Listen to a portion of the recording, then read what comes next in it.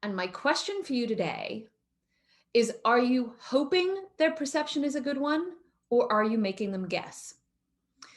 And spoiler alert, if you are only sharing information about the past you, your resume, your LinkedIn profile, your title, your list of accomplishments, let me just tell you right now, you are making them guess.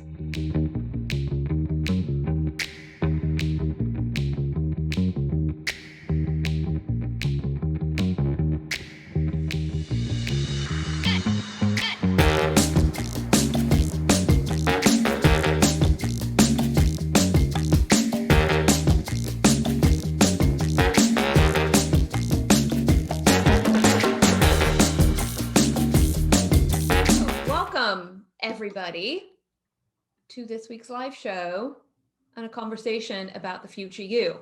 So, I'm going to say this again, just in case you have not heard it before. Every decision made about you and your opportunities is made in a room that you're not in. And this room can be a real room or just somebody else's head. And I want to remind you, the decision they're making is based on three things. One, the past you, what you've done, what they've seen, what they remember about what you've done. This, my friends, is what people generally call your personal brand, because a brand is what somebody's memory of who you are and what you've done is. Okay, so there's the past you.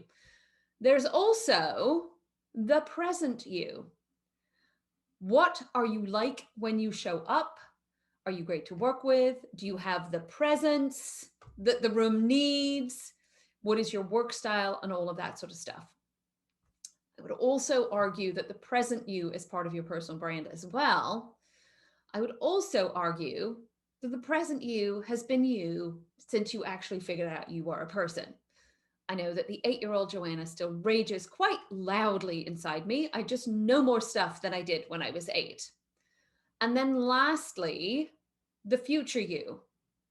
What do these people in the room believe about who you will be in the future? All three of those. And all three of those things combine to create a picture of the person in the room that they think you will be. It's about their perception of you, not how many gold stars you got, what great grades you got, what accomplishments you've made, all of those things. It's all three: the past you, the present you, and the future you. And my question for you today is, are you hoping their perception is a good one, or are you making them guess?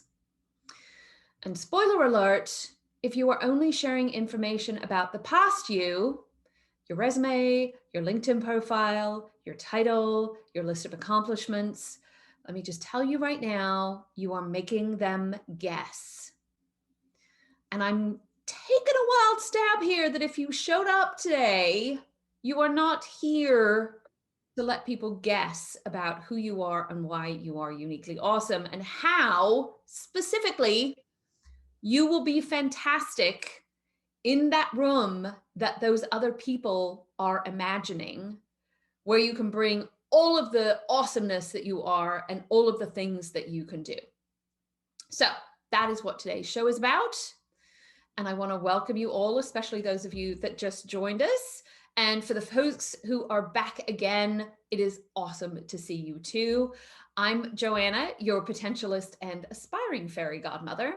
And we come here every other week or live on YouTube to talk about the future you, this awesome person you are going to be tomorrow.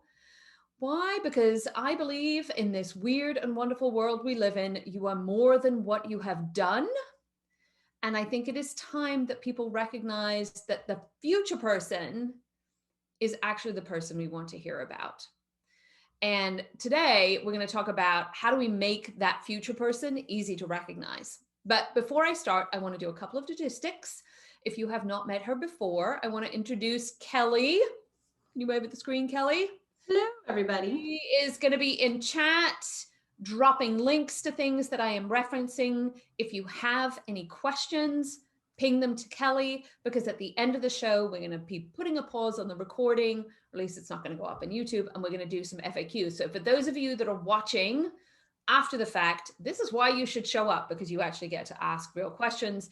Even better, some of you guys have actually submitted some pre-questions before the show today, and we are going to be talking to you too. We are also all about action here. If today intrigues you and you want to start experimenting with the idea of making your potential easy to recognize, we have, as we have for the last several weeks, a 2-week experiment that you can take with me on your phone. I text you mini challenges Monday, Wednesday, and Friday with things that you can do, templates, all of the good things. And yes, I do respond if you respond to me. And these mini challenges will help you move forward to being a much more robust and awesome future you, really the person that you want to be. More on that later, but I wanted to seed plant that with you. And reminder, if you're here live, not only are you in the running for the free one-on-one session, but Kelly, as I mentioned, will be facilitating a Q&A session at the end. So make sure you send your questions over to her if you have some. And if you missed the conversation last week about ambition guides, you can always watch the recording on YouTube. There's also a challenge that goes with it. There's 2-week challenges for every single show. You can find the shows and links to the challenges and how to sign up anytime on YouTube. Kelly's going to be dropping a link in there as well. So all sorts of ways to listen, learn, participate, and do stuff in a very small but very impactful way. Okay, on with the show. So let's recap. This whole conversation isn't just for those of you who want to be hired. This is also for those of you that want to be chosen for a project or get promoted. And when people are deciding about a project or promotion, whatever, they're considering those things. The past you, what you've done, your experience, the present you, your personality, and the future you, your potential. Now, I want to throw a question out to the audience for a second. What do you think today, and just shout out your answers really quickly because I want to write them down. What do you think today are the things out there that are teaching people about the past you, the present you, and the future you?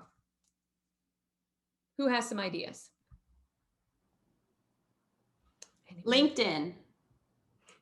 And what's that teaching? What I've done in the past. Okay. Resume. Somebody shout it out. Resume. So it's also teaching. Resume. Yep. What's that teaching? Skills and experience. So past you? Yes. Okay.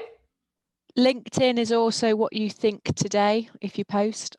Oh, so posting on LinkedIn is future. High five to whoever who answered that. I like this. That's me. Thank you, Heather. Anybody else? The LinkedIn recommendations can serve and give a little bit color about the personality. Really? It can if someone is writing about the style of that person. Yeah, I think you're stretching it a bit there. I'm going to call you out on that one because I'm not sure would anybody else say they've seen personality? Well, so Dawn, you are the epic personality on Well, I do. I use the recommendations for a little research. So if I know I've got a conversation or an interview, I look and see what has been said about that person. But more importantly, if they've written recommendations, what are they talking about? So that's what is it you teaching you about? Is it past them, present them, or future them? I think it's teaching me past them. Okay. Although, yeah, maybe on the personality a bit. I think the volume says a lot. Like if there's a lot of recommendations, it certainly tells a story. Anybody else would have any other ideas? I think the resume should at least give a little bit a outlook of my future, at least what I want to be or where I want to be. I would agree that it should, but where on the resume does it actually talk about who you want to be? Does it actually say that anywhere on your resume? If it does, I'd love to hear. That's what I learned when I learned how to write a resume in US, that it should be like, on the top. What do I want to be when I grow up? So, okay. So what, a sentence or two? Yeah, because I 10%. want to write what I'm looking for, right? In terms of job, and it belongs to, it connects to where I want to be, right? Yeah. Yeah. But it's very correct. Yeah, I think you all are I'm kind of beating a tiny bit of a dead horse, because you all know, or if you've not been to the show before, you know that I'm a bit of a, like, a resume is a required product in the buffet of marketing materials that you need, but I don't think it does a fantastic job. And if it's one sentence out of everything, it doesn't really do a good job. Now, I did write down a list of all the things I thought taught me about the future you.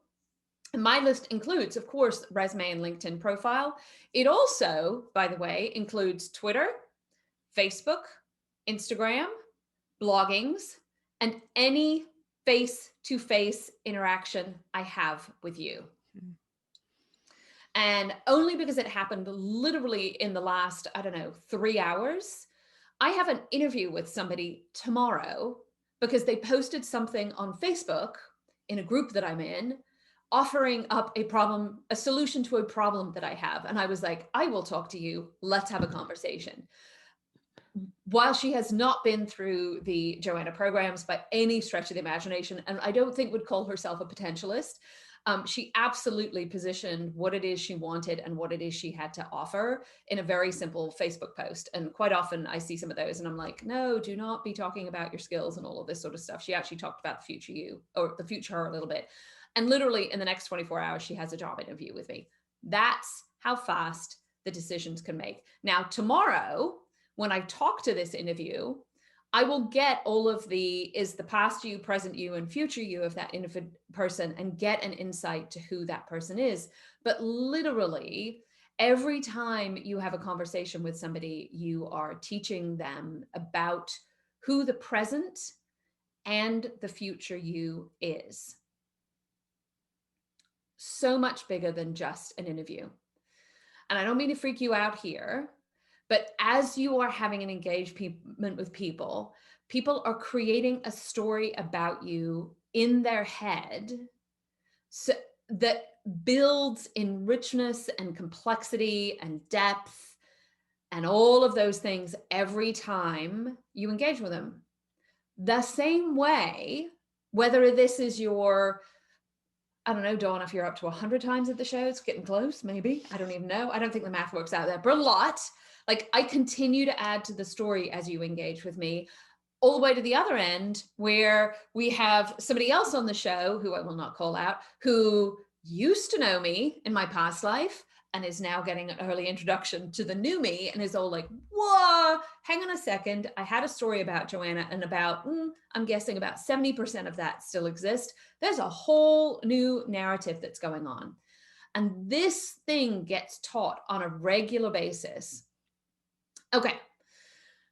So now we've got that idea. I want to share another one with you. This whole thing of all of the tools out there are actually talking about the past you, but your engagements are help people create a story about the future you.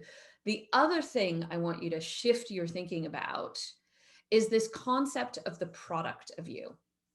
If you are working, whether you are the CEO or this is your first job, you are offering the product of you, your future time, to your employer. It is the thing that they are paying you for. Same way you pay for a Netflix subscription, same way you pay for your cell phone plan. And sometimes the payment isn't just about money. There are many other benefits companies have to offer you. Health insurance, vacation, learning opportunities, ability to work with other smart people, opportunity to work on interesting products and projects, all of those things. And like right now, in a way, you are paying me, for lack of a better term, with your attention. Trust me, if nobody showed up to these events, I would not be doing them, because talking to a blank screen with nobody in the room, not only is really stinking difficult, but doesn't really make a lot of sense.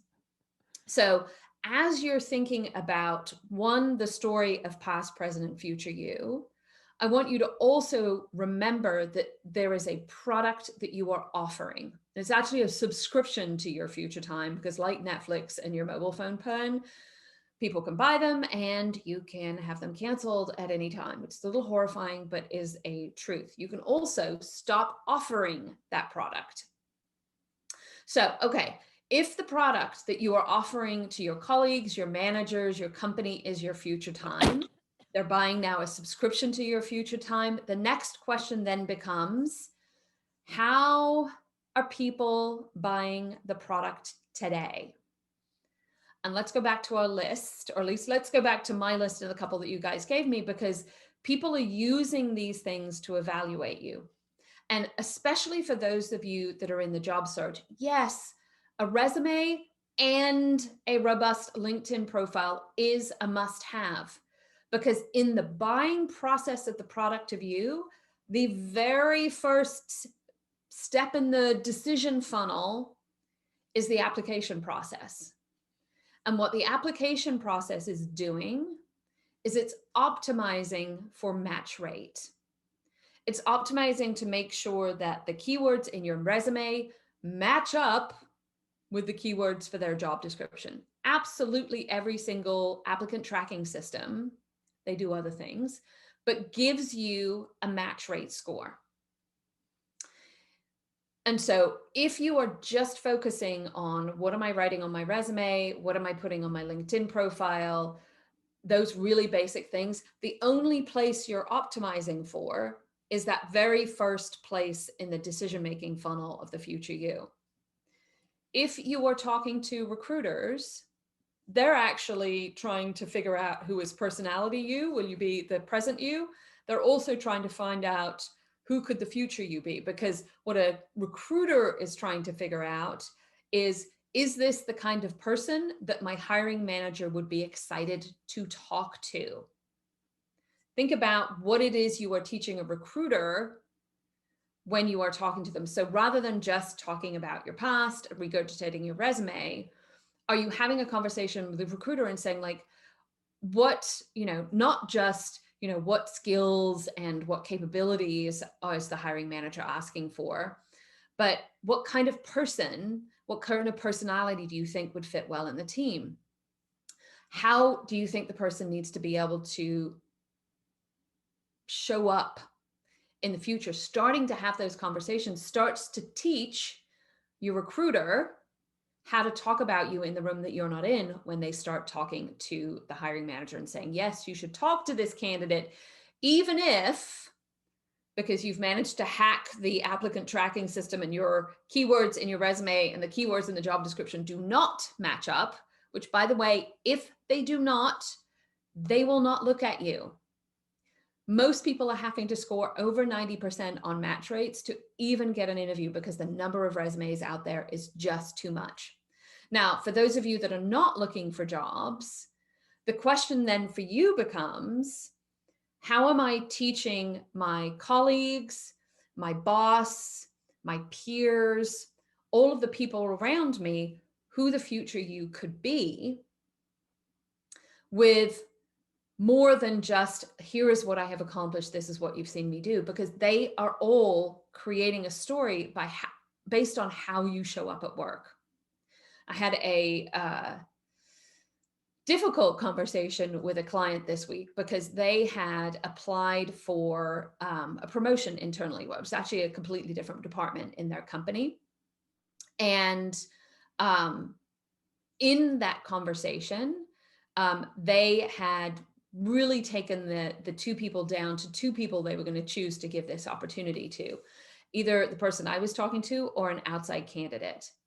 And she didn't get the job, which was kind of a bummer, but not entirely surprising. And the feedback she got was, well, you haven't managed a large enough team, and the person who got the job has actually done the job before. Which I know all of you are like, but wait a second, Joanna, didn't you just talk about experience and all of that good sort of stuff being not important and that you need to teach people about the future you. And as we unpacked that feedback that we got, really what we identified is that the decision-making team's deciding factor was not about qualifications, was actually about risk mitigation. And in risk mitigation, with everything that was going on in that organization, understanding that it could not, the project that this role was going to take on could not fail, meant that they were very conservative about the decision they were going to make about the candidate. And while the person I was talking to was completely capable, which is what she got feedback from everybody for, it was not a slam dunk easy win. And so where we had a whole conversation, she said, well, I guess I need to now help them really understand for next time how I could be capable. Here's where the conversation got really interesting. I said, yes, absolutely. If you want to be known for somebody who can run a really big team and do this kind of project.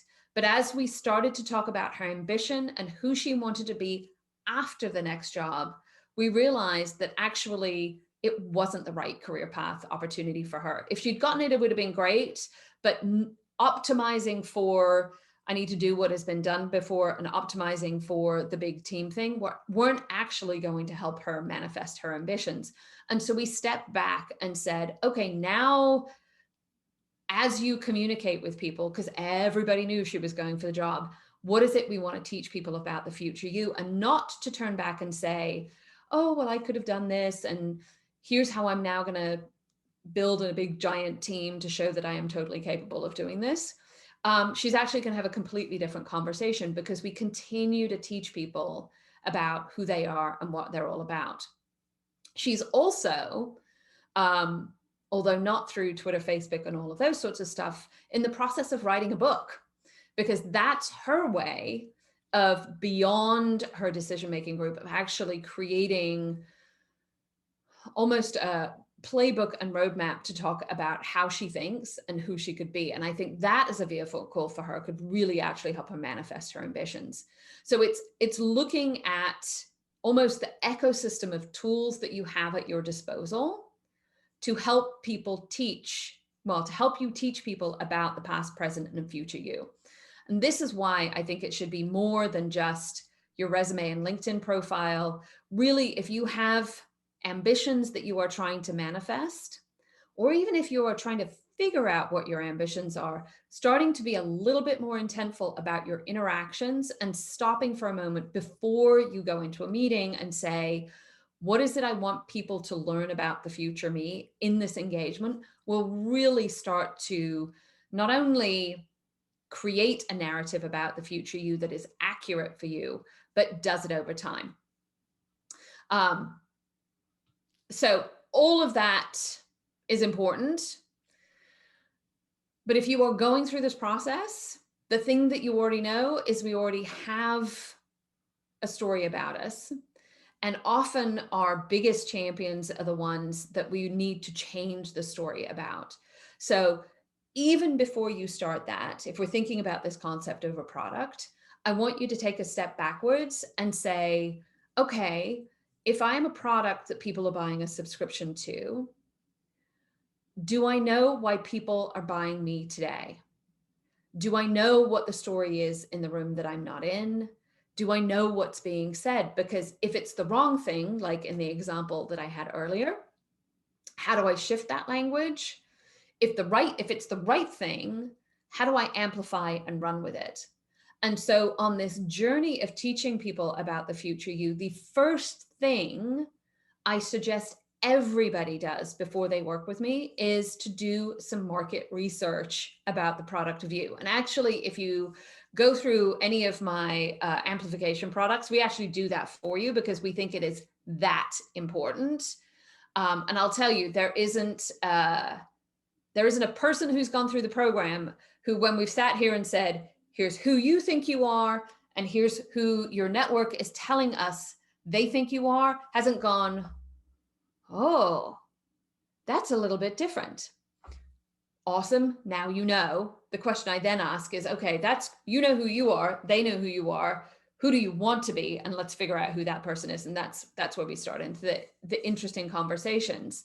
But we want to start asking people, what is it they are saying about you in the room that you're not in? So I am going to put somebody on the spot for a second.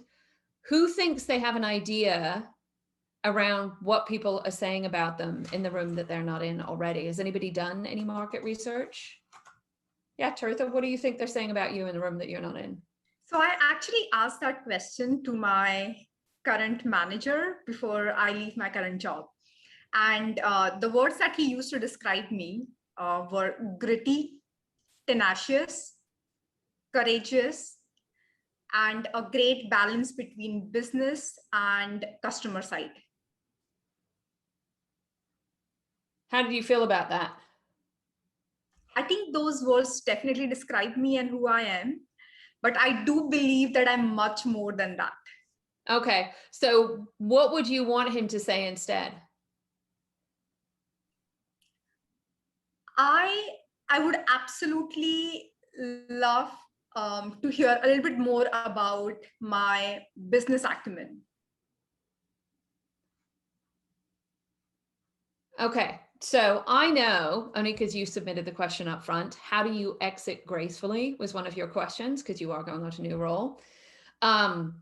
One of the things I would challenge you to do within all of that strategy is give your former boss that language. Why does he have to figure out how to describe your business acumen?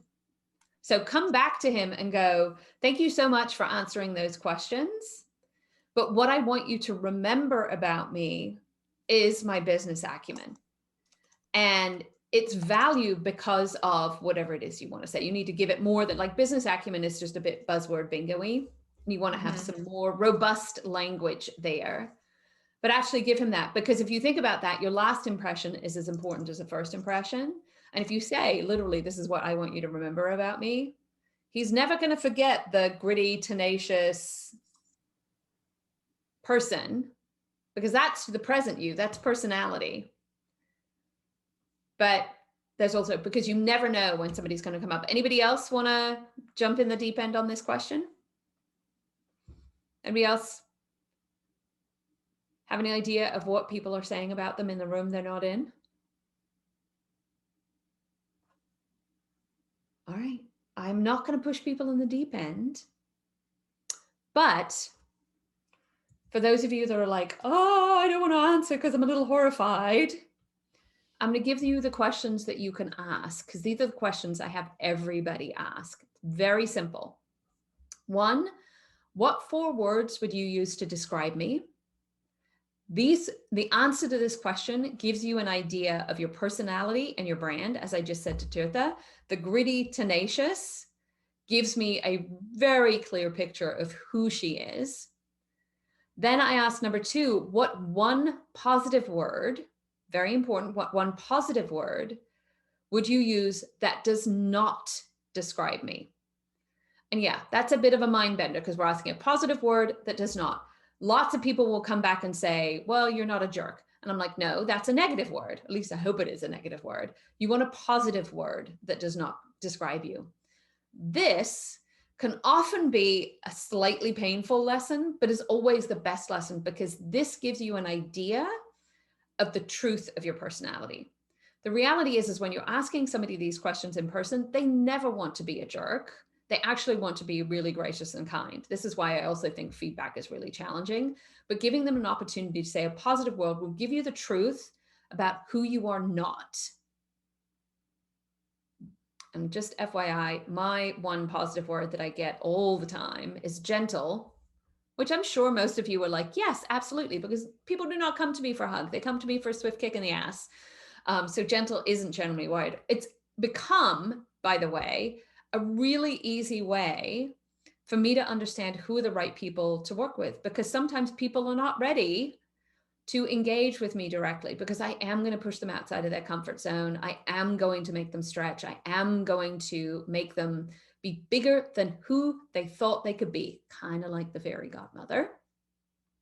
And so you have to be in the right mindset. If you're just coming for, I need jazzy language because I'm awesome and people don't seem to understand it, well, hello, we have a whole different experience coming on. Okay, so what 4 positive words would you use to describe me? And what 1 positive word would you use that does not describe me? Third question, how would you describe me to others? This is literally going to tell you what they would say about you in a room that you're not in. The 2 first questions are warm-up questions, but the how would you describe me to others, incredibly helpful in finding out what they're saying about you in a room that you're not in. And last but not least, and this I think is one of the most powerful questions you can ask anybody, is what ambitions do you have for me? If you've come to any of my shows, you know that I talk about how our own future is almost impossible to see because we haven't seen it yet. Other people are potentialists for you. They can see your future. But so not only are they giving you a vision of who you could be, but they're actually then articulating where they see your value. Similar to the what 1 positive word does not describe you, which is the truth. The how are you ambitious for me tells you, are they in your camp? Do they see a bigger you? Could they help you be a bigger you? All sorts of interesting information comes out of this conversation. And when we do this with clients, I have to tell you, when we get to share the how are you ambitious for them slide with people, the constant reaction is, oh my God, I had no idea. I am super excited. Or we have people cry because they weren't expecting to see something quite so that awesome. If you are feeling any sort of inner critic conversation happening in your head at the moment, this is an awesome question to ask. The other thing that happens here is it opens up the conversation about the future you and opens up the opportunity for you to teach them about the future you.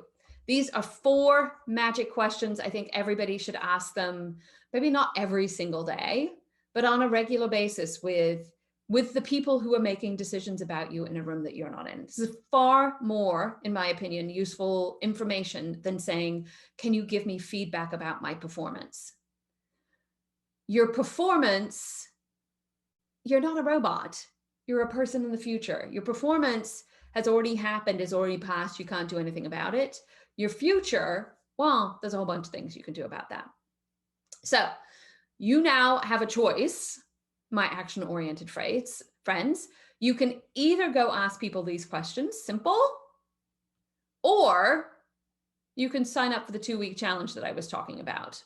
Because we actually created the 2-week challenge to go along with these questions. And in this scenario, we actually give you templates on what to ask. And because it is coming on a Monday, Wednesday, Friday on your text, there's a tiny bit of accountability.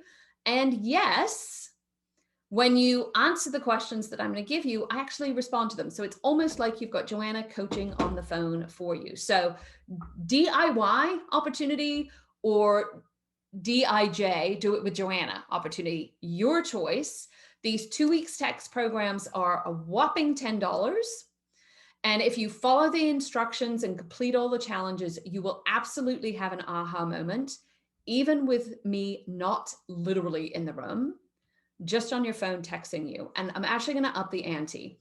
If you sign up, complete the challenge, and don't have an aha moment along the way, I will give you a refund.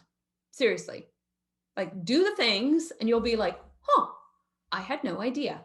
You don't have a, huh, I have no idea. Well, then I failed. But considering I've done this, I don't know, several thousand times with people, and we haven't actually had somebody not go, huh, interesting, then we will do that. So you tell me why it was not a surprise and we will refund the whole thing, the whole whopping $10. So Kelly should have dropped a link into the chat of how to sign up. The first round of this challenge starts on Monday. This does not mean you have to sign up on Monday. You can absolutely sign up any old time in the future, even those of you who are watching on YouTube, because we start every single one of our text challenges on Monday and they last for 2 weeks. So you can do them on whatever time that you want. But please do them and participate with me because I do love having chats. I know the people who have done some of the texting challenges are like, oh my thought as we've gone through the whole thing. They're super fun. It's an easy way of me being able to help more people than doing one-on-one. So regardless of the choice you make, I want you to pay attention to what they're saying, and really think about what you want them to say, and are their answers describing your potential in a way that works for you, because that starts to help people understand who the future you is going to be, and starts to teach people that you are more than just your past, your present, but really start to talk about your future. And please, folks, this is not the time to be humble. You can be generous the other 50% of your time. I want you to have these conversations because these answers open doors to your ambitions. Because that's, as I said, the other thing that happens every single time. Like, just asking the questions gets people to go, huh, what do you think about? What are you doing? I'm also going to give a pro tip to all of my people leaders out there. There is a big thing happening right now that they are calling the Great Resignation. And depending on who you read, anywhere from 45 to 95% of your team are looking at other jobs. Job boards have become like the Zillow for real estate goof people like myself. I look at real estate every week. It's a bit of a problem. They are all looking, and asking them, are you happy in your job? Asking them about, are they looking, is not going to give you a truthful answer. And how do I know that? Because put yourself in their shoes when you were about to quit your last job. Did you tell your boss anything? No. Now, if you do come to them and say, how are you ambitious? What conversations would you like to have in a room that you're not in? That's going to open a completely different conversation up. It's not about quitting, it's about opportunity. So I challenge all of you to use these questions as well in your leadership.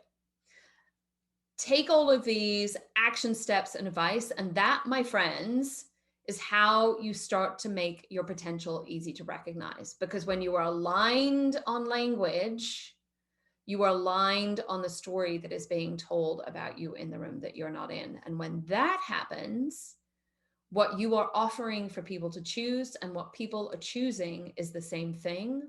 And that is when work starts to be fun. That's when your ambitions start to get manifested. That's when all the good things happen. Okay, so that is now the end of the show and the teaching portion of the show. For a reminder, for those of you that are live and in person, stay on the line because we're going to be opening up for Q&A in just a second.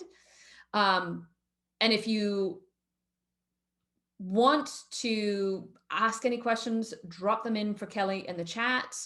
And if you were noodling about the product and the 2-week text challenge, it should be in the chat.